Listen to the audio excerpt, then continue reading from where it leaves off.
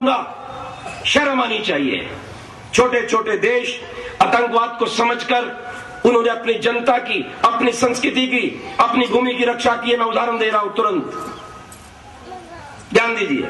छोटा सा देश जापान, 8 लाख मुसलमान थे, आतंकवाद की बात करते थे, 6 लाख मुसलमान एक झटके में बाहर निकाल दिए। कोई मस्जिद नहीं है संभवतः, और कोई एम्बेसी नहीं किसी मुस्लिम देश की, कोई कानून वहां नहीं है मुस्लिम के लिए, कोई मुसलमान वहां कब्र बनाकर उनकी भूमि को बंजर नहीं कर सकता। क्यों, जी रहा है या नहीं? इसराइल की ओर देखो, उन्होंने कहा अगर एक इसराइल का व्यक्ति मरेगा तो 10 मुसलमानों को काट दिया जाएगा। बोलो लादेन वहां क्यों नहीं पहुंचता? जाए ना मुशर्रफ, सारे मुस्लिम साम्राज्य इकट्ठे होकर जाए ना, संभाले इसराइल को। भारत के नेताओं को इसराइल से सीखना चाहिए, जापान से सीखना चाहिए। ये छोटा सा देश है हमारे बाजू में, बर्मा, इसने 2.5 लाख मुसलमान, जैसे इन्होंने आतंकवाद का नारा लगाया, अल्लाह अकबर कहा, उसने 2.5 लाख उठा करके बांग्लादेश भेज दिए। बांग्लादेश वाला बड़ा दुष्ट निकला।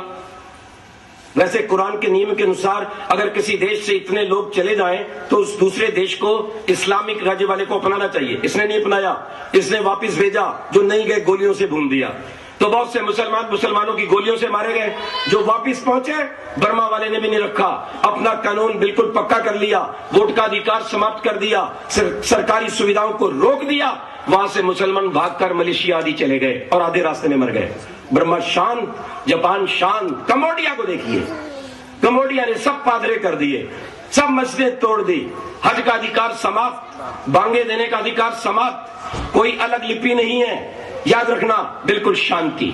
आइए आगे बढ़िए रूस की ओर। रूस को तोड़ने वाले यही थे, ये इस्लामिक गद्दार।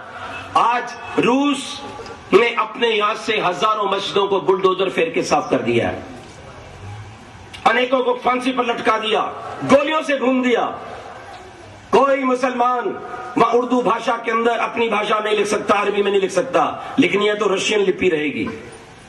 बिल्कुल ठीक बात है, बिल्कुल ठीक बात है। और केवल 1-2 मस्जिद रूस ने छोड़ी है, किसके लिए? कि जो बाहर से मुस्लिम देश के लोग आते हैं उनको खुश किया जा सके। हाँ भाई, तुम्हारी भी चीज रखी हुई है।